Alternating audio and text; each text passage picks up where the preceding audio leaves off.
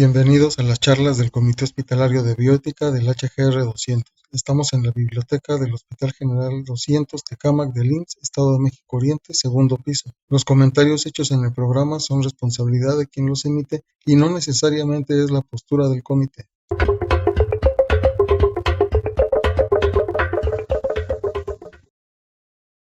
De antemano una disculpa por la mala calidad del audio. En este momento estábamos grabando en la oficina del doctor Aguirre y teníamos prendido el ventilador porque esos días estaba haciendo mucho calor y la verdad grabamos con un pequeño micrófono que no ofrece gran calidad. Ya ustedes lo verán. Escuchamos ahora al doctor Aguirre. Yo lo propuse, jerarquía los principios bioéticos, porque a mí me causaba mucho... para que se escuche más, ¿no? Me causaba mucho ruido y obviamente esa es la intención de entender qué principio regía sobre otro, ¿no? O qué principio era más trascendente que otro, sobre todo en los casos en los que hay principios encontrados en una persona a otra. Por ejemplo, el caso es el del binomio materno-fetal, ¿no? ¿Qué principio tiene jerarquía sobre cuál otro, ¿no? Y digamos, en primer lugar que me voy a quedar claro, y en segundo lugar, pues obviamente al presentarlo, pues transmitírselo, ¿no?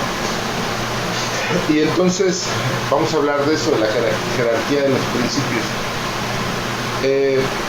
Al hablar de bioética estamos hablando un poco de moral, un poco de filosofía, y entonces no es clara la situación. Hay muchas opiniones encontradas de muy distintos autores, hay muchas corrientes de pensamiento que establecen jerarquía de principios, hay otras que incluso cuestionan qué es un principio.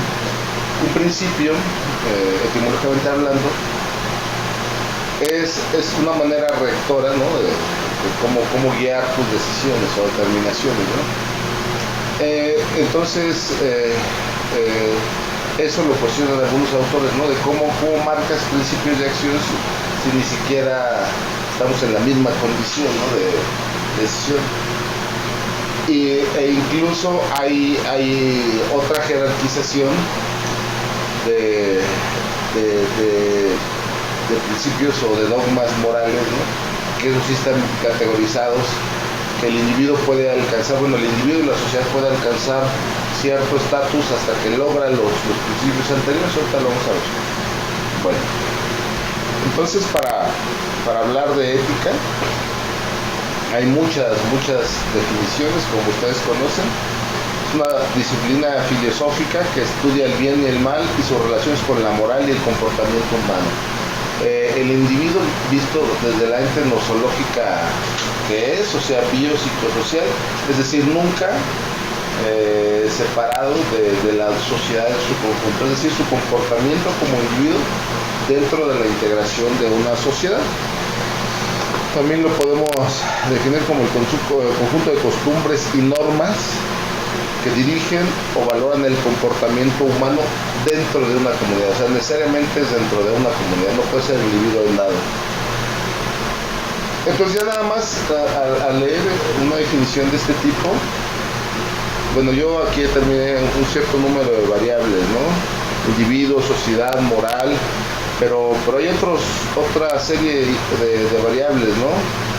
Honestidad, correcto, no correcto, justicia, responsabilidad, conciencia, elección, honor, valor, integridad y una serie de valores, que son considerados como valores dentro de la moral, que definen la toma de una decisión ética o no ética. Así como del mismo modo sabemos que cada individuo es especial y libre en su determinación para consigo mismo y para con la sociedad. Asimismo, sabemos que no hay una sola sociedad igual a otra. O sea, cada sociedad es autodeterminada, o sea, en su conjunto, y cada sociedad es independiente en lo que su marco referencial de normas morales y éticas se refiere. ¿Sí me explico?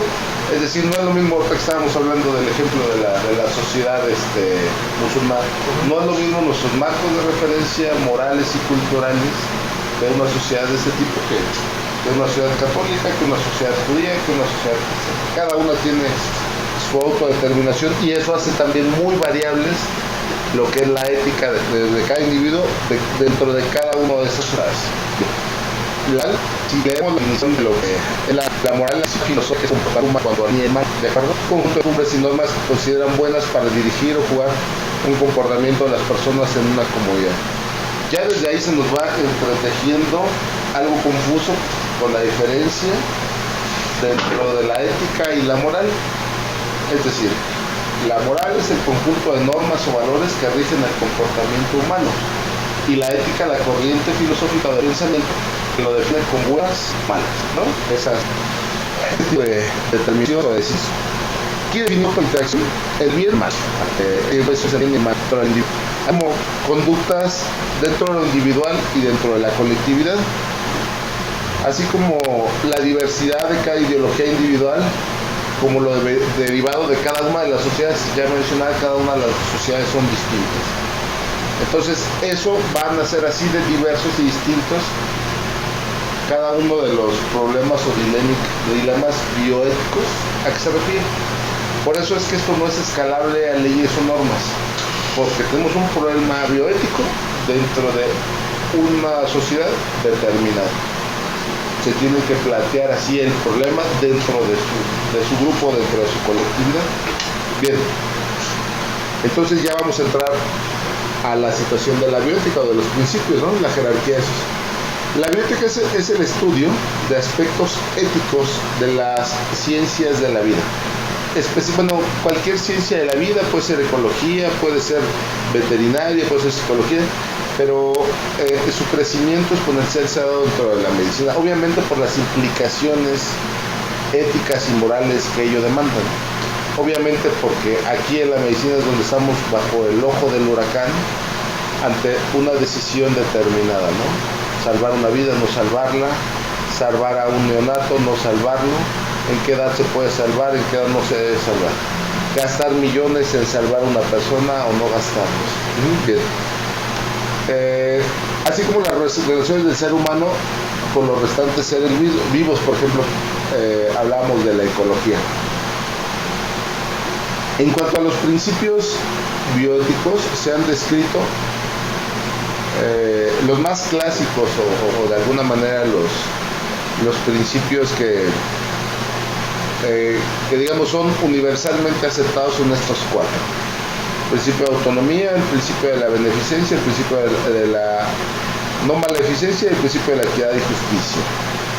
Estos vienen determinados por una corriente de pensamiento que se denomina anglosajona. Básicamente los teóricos son, digamos, varios autores estadounidenses y bueno, son una herramienta para poder determinar lo correcto o no en las ciencias humanísticas. Es decir, ha sido una manera de simplificar las implicaciones morales, éticas y bioéticas en cada uno de los dilemas. Así se me hace una manera simplista, una manera sencilla de aceptar toda esta toma de decisiones, ¿no? Deontología es la parte de la ética que nos habla sobre los deberes y principios que se afectan en la toma de decisión de un profesional de la salud. Es decir, todas estas variables pueden ser desde cómo vive, cuánto gana, cuál es su religión, tiene instrumentos o no para realizar su trabajo, es feliz, no lo es, le costó mucho trabajo su carrera. Es decir, todos estos aspectos al fin y al cabo van a influir en la determinación que un profesional de la salud tome, y esa toma de decisiones se le llama deontología, que se supone que es a lo que cada profesional de la salud tuviera que estar obligado a una toma de decisiones correcta. Sin embargo, todos estos factores o variables determinan que dicha deontología sea ejercida de manera profesional, ¿no?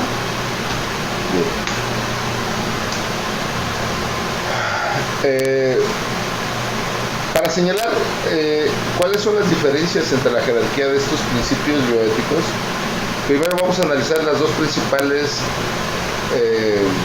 corrientes de pensamiento que han dado origen a los principios bioéticos. Estas dos líneas de pensamiento son antagónicas entre sí una con otra, pero a la vez complementarias, es decir, señalan unas lo que debe ser y lo que no forma parte del otro, pero también el otro señala de alguna manera lo que debe ser. Y esas corrientes son, la primera, la objetivista o personalista, y la segunda son la relativista o subjetivista. Ahorita vamos a hablar a qué se refiere. Obviamente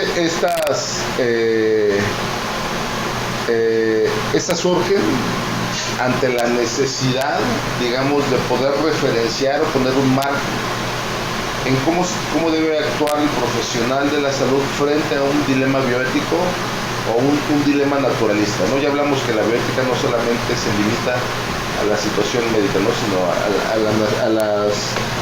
a todas las áreas que trabajen con vida. Bien. En cuanto a la corriente objetivista o personalista, para este pensamiento es propio de la ética clásica, incluso de los autores más arraigados como son los griegos o de ese estilo. La razón humana es juzgada capaz de distinguir lo que contribuye al bien y al mal de la persona y que puede dañarla, siendo la persona humana el fin de todas las instituciones sociales, políticas, económicas y de todo trabajo científico, moral o religioso. Es decir, esta corriente de pensamiento le atañe a la razón humana como toda la responsable de aplicar o no dichos principios bioéticos. La corriente relativista o subjetivista, contrariamente a la previa, establece que los principios éticos no son verdaderos o falsos, sino simplemente el resultado del acuerdo o de la elección de cómo opera un individuo en una comunidad.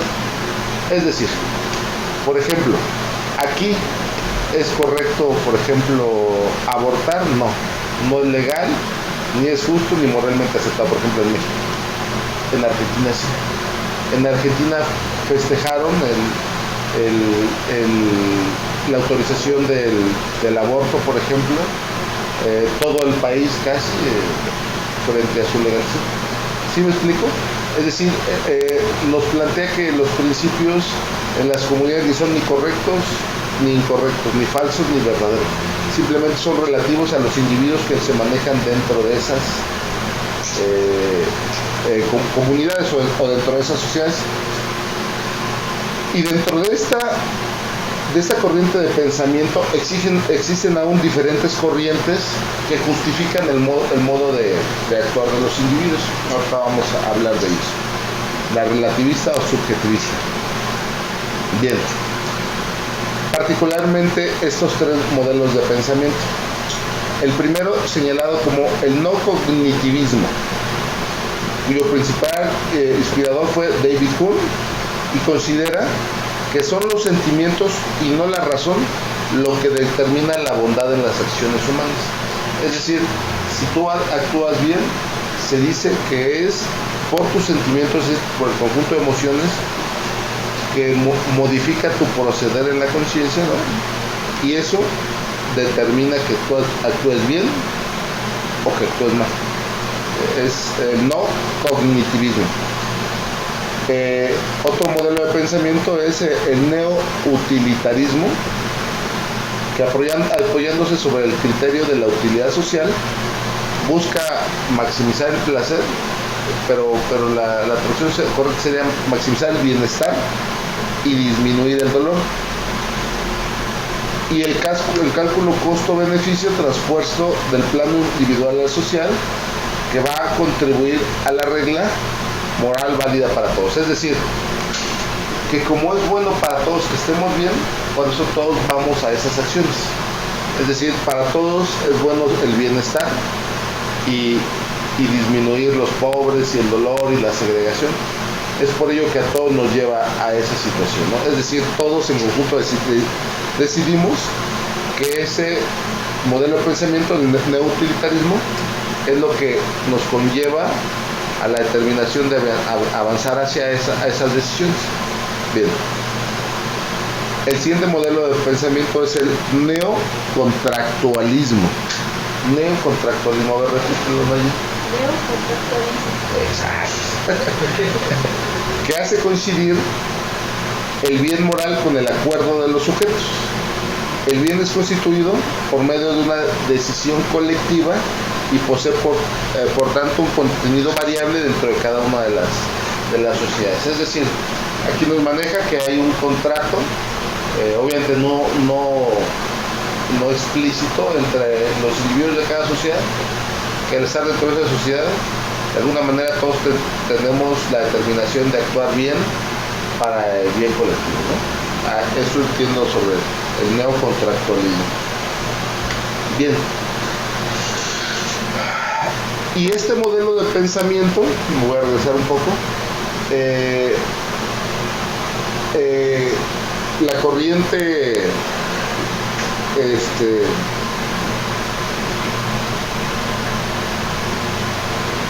objetivista o personalista establece 4 principios bioéticos fundamentales. No los maneja como el modelo anglosajón, y son los siguientes principios. El primer principio es el de respeto a la vida humana. Este principio de respeto absoluto por la vida humana es y ha sido siempre reconocido tanto por las ciencias médicas como las jurídicas, la ética médica y algunas otras áreas. Y es precisamente el respeto por la vida en tanto que ésta se ordena en consecución del bien del paciente y de todas las instituciones. Este es un principio, pues de alguna manera aceptado por todas las demás ciencias. Sin embargo, aunque es uno de los principales, pues pone al ser humano por encima de toda la cadena ecológica y evolutiva, ¿no?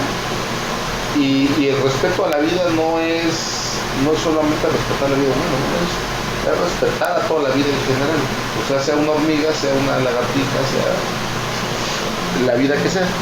Es por tanto que este principio, bueno, no es del todo completo. Hay otro principio que se llama el principio terapéutico o de totalidad, que es el principio del que deriva directamente el imperativo de respeto a la vida y pone en relieve que el objetivo de la medicina es curar y procurar el bien al paciente. Así como que justifica la parte de sacrificar la corporalidad humana en un todo unitario y orgánico. De alguna manera, este principio permitiría la posibilidad de sacrificar un órgano para salvar una vida, porque bueno, es terapéutico de totalidad, es decir, procurar el bien en un modo totalitario, o sea, al individuo, ¿no? Al individuo por completo. Bien. Este principio sería algo equivalente en el modelo de pensamiento anglosajón al principio de beneficencia y no maleficencia. Es decir, el principio es hacer el bien, ¿de acuerdo? Y de alguna manera, si tienes que hacer el bien haciendo mal, que sea el menor mal posible. Por ejemplo, justifica, por ejemplo, sacrificar un órgano para salvar una vida. ¿Sí me explico?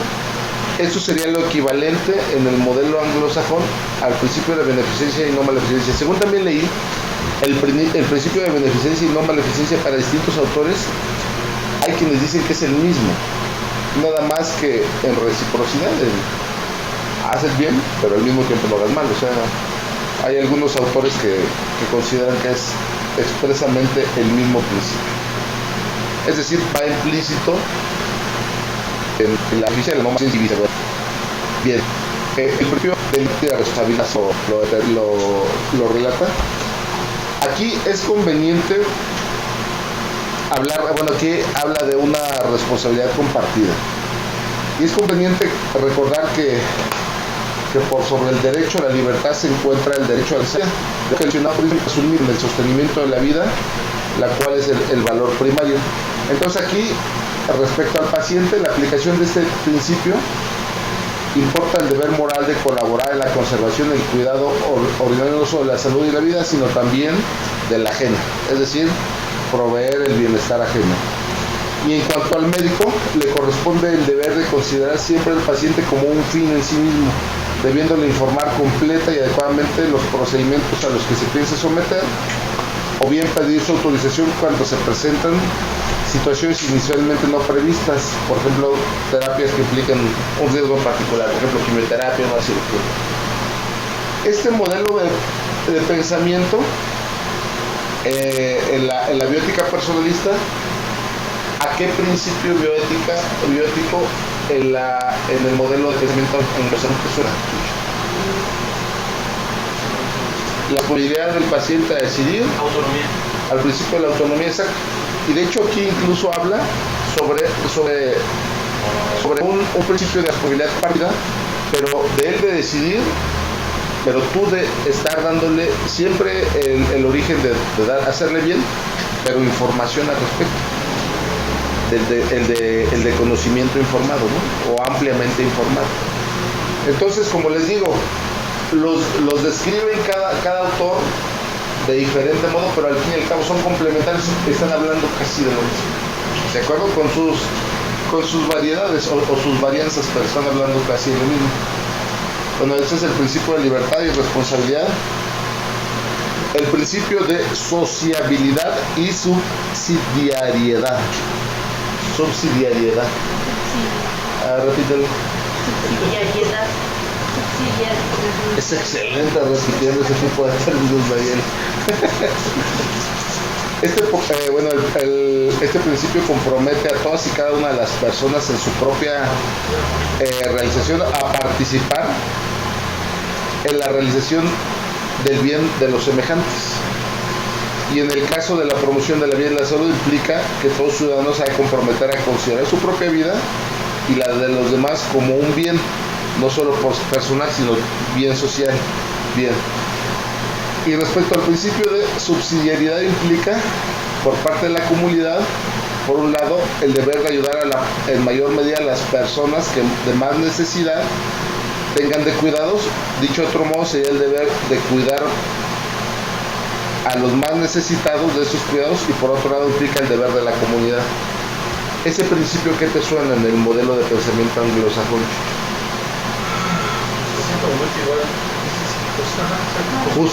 Justo. Bien señalado, sí, por fue el de justicia, pero entra en una divergencia de tres tipos de definiciones que hablan del principio de igualdad, equidad y justicia. Ahorita vamos a hablar la diferencia de cada uno de ellos, pero efectivamente el modelo de bioética personalista lo señala así como el principio de sociabilidad y subsidiariedad, pero es justo el principio de equidad, igualdad y justicia. Bien, los principios de la corriente anglosajona, pues sabemos que son cuatro, o definen los cuatro principales. Beneficencia, viene del griego que significa autogobierno,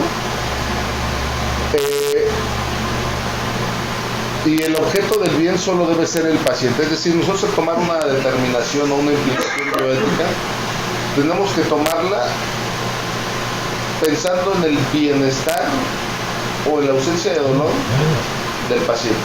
Por ejemplo, les voy a poner aquí un ejemplo bien claro que sirve para pensar en la beneficencia. Aquí, cuando se le empieza a dializar un paciente, sabemos que la norma dice que se le empieza a dializar por la cavidad abdominal, y sabemos que le hace muy bien al paciente, ¿no? Pero todo el mundo se quiere hemodializar porque le es menos doloroso, le es más cómodo, más rápido. Ajá. Entonces estaremos aplicando ese principio de beneficencia, por ejemplo, bueno, no obligarlos, porque a nadie se lo obliga, pero de alguna manera sino orillarlos a que acepten la diálisis peritoneal. Pues sí se hace muy bien, pero no se cumple con el principio. ¿Tú qué opinas? Bueno. Yo creo que en cierta medida sí se les obliga, porque se les dice, pues tienes tu calidad buena, pero doctor, ya estoy inmortalizándome, perdón, aquí no. Sí, yo creo que en alguna manera muy... Eso de libertad está más y ahorita también pensando en este punto, en las posiciones que conozca el mar, eran 25, ¿qué tal? La posición genética. La autorización de posición. Eso es más cómodo para mí decidirlo, pero eso para mí no es para la mamá, es correcto. Para el bebé. Ese es justamente el punto que hago referencia. El objeto de beneficencia no es que sea benéfico para que sea cómodo para mí o que sea barato para mí como médico o como sistema de salud, sino el beneficio es simplemente del paciente. Eso es preferible tenerlo como coherencia. Y todo esto del mundo de San Rosa, de alguna manera darlas para tratar a una persona en autonomía, que es en primer lugar la verdad, respeta la privacidad de otros, protege la confidencialidad de la información, obtén consentimiento para las intervenciones a pacientes y cuando te lo pidan ayuda a otros, ¿no? Frente a las decisiones importantes. Bueno, pero aquí creo que me equivoqué. Esto era frente a la autonomía. Lo puse aquí frente a la beneficencia. Pero bueno, no pasa nada. En cuanto a la no maleficencia, es el siguiente principio. Viene de las raíces etimológicas, que es primum non nocere, que significa lo primero es no dañar. Es decir, antes que hacer bien, es no dañar más, ¿no? Por ejemplo, si yo le voy a ofrecer a alguien que te hace hacerle un tirón así, pues quiero que te ponga a quitar y dejarlo todo mutilado. Al intentar brindar el bien no se debe hacer más mal. Las reglas que también Childress y Duchamp establecen para la no maleficencia son 5 también. Ellos establecen como que no mate, no se solo bien, no impasa a otros ni bellos que hacen a la vida.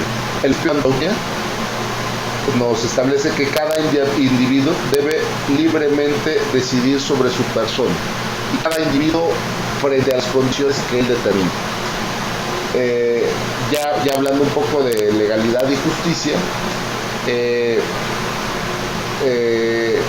la sociedad sí establece quién puede tomar esas decisiones. Es decir, los niños no pueden tomar esas decisiones, los pedos sin capacidad de tomar esas decisiones. Por ejemplo, en la sociedad, los que están inactivos no pueden tomar esas decisiones. Las decisiones tienen sido resultado por un proceso jurídico. Entonces tampoco pueden tomar ese tipo de decisiones. Pero la autonomía es una de las garantías individuales que cada individuo puede decidir sobre sí mismo.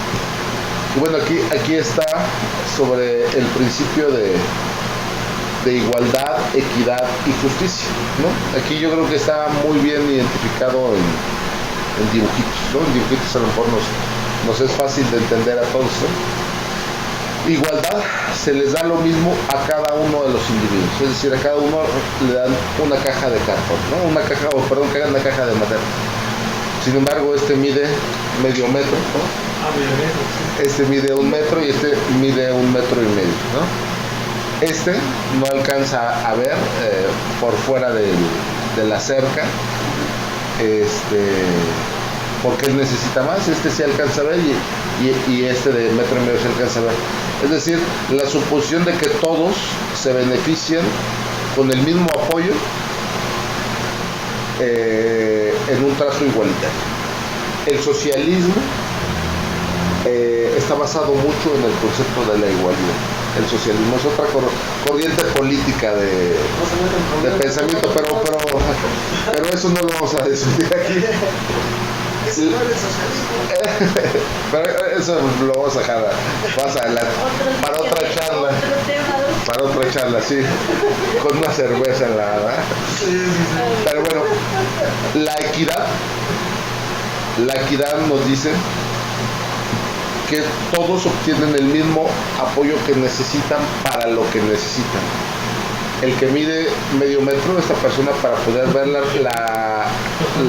partido requiere 2 cajas, ¿no? Para subirse. El que mide 1 metro solamente requiere una, y el que mide 1,5 metros, ese no necesita ver ninguna caja. En este concepto existe la discriminación positiva de lo que necesita cada cual, ¿no? O sea, este necesita más cajas, este le da una caja, este no necesita. Es el principio de equidad. Y el principio de justicia, los 3 pueden ver el juego sin el apoyo de adaptaciones, porque se abordaron las causas de inequidad. Es decir, si había una barda la cual no les permitía ver el partido a todos aquellos, pues simplemente se atiende la causa y quitan la barra, y todos lo pueden ver desde su distinto modo de ver las cosas, ¿no? Ese es el principio de equidad, es decir, el de justicia. Se atiende las causas de raíz que afectan a todos.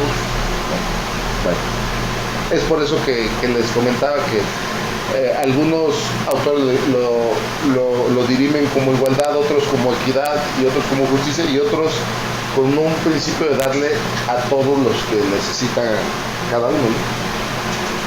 Bien. Y en este aspecto diferencial ya al principio ya leímos el modelo de bioética anglosajón y el personalista, y de alguna manera me puse a investigar, cuál tiene más peso o jerarquía sobre cada uno. Hay algunos autores que definen que ninguno de los principios tiene una jerarquía sobre otro, ¿no?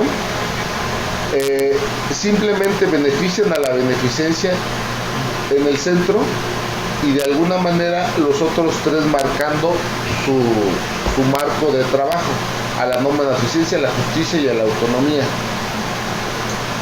Hay otros autores que definen a los principios bioéticos como el cerco, y un cerco, digamos así, como de trabajo en el cual se debe mover el profesional de la salud, es decir, cercado por el principio de autonomía, beneficencia, justicia y no maleficencia. ¿Sí me explico? Y dentro, el quehacer deontológico de la profesión bioética, ¿no? O sea la psicología, sea la medicina. Sin embargo, hay otros autores que sí establecen jerarquías o niveles de atención de cada uno de los principios bioéticos. Y aquí tenemos la punta, que se hace referencia como la referencia moral, o el punto de referencia moral, el nivel 1, que son principios objetivos universales, o recordemos esos calificativos, son objetivos universales y de obligación perfecta. Y el nivel 2, que son subjetivos, particulares y de obligación imperfecta. El nivel 1 ponen al principio de la no maleficencia y de la justicia. Es decir, como que toda sociedad tendría que brindar cuando menos esto: no maleficencia y justicia. Es decir, tú como individuo no estás obligado a hacer el bien. Yo no soy obligado a dar una limosna, por ejemplo, cuando veo un limosnero. No soy obligado a hacer beneficio, pero sí estoy obligado a no hacerle el mal, no pasar y patearle su bote de monedas, por ejemplo. ¿Sí me explico? Por eso son principios universales dentro de la sociedad. Y en el nivel 2 marcan principios bioéticos subjetivos, particulares y de obligación imperfecta, al de la beneficencia y al de la autonomía. Ahorita vamos a hablar de la autonomía frente a los principios morales, pero ahorita vamos a aquel punto, porque esto se pone cada vez más interesante. Entonces sí algunos autores marcan la jerarquía de los principios, como que en la punta la mejor situación, por supuesto, es aquella que se representan todos los principios y se deben buscar ese respecto a las propuestas en curso. Obviamente todos esos principios o dogmas morales o éticos o bioéticos sin elevarlos al rango de norma o de ley. ¿De acuerdo? El nivel 1 lo comprende la ética del mínimo deber, es decir, el nivel de lo correcto, donde se recogen deberes y de obligaciones perfectos o de justicia, es decir, en una sociedad desarrollada. En este nivel, los criterios o principios obligan con interdependencia de la opinión y de las voluntades de las personas implicadas, y puede obligarse incluso con medios coercitivos, ¿no? Aquí se encuentran los principios de la no maleficencia y de la justicia, ¿de acuerdo?, que integran a este nivel, y obviamente son principios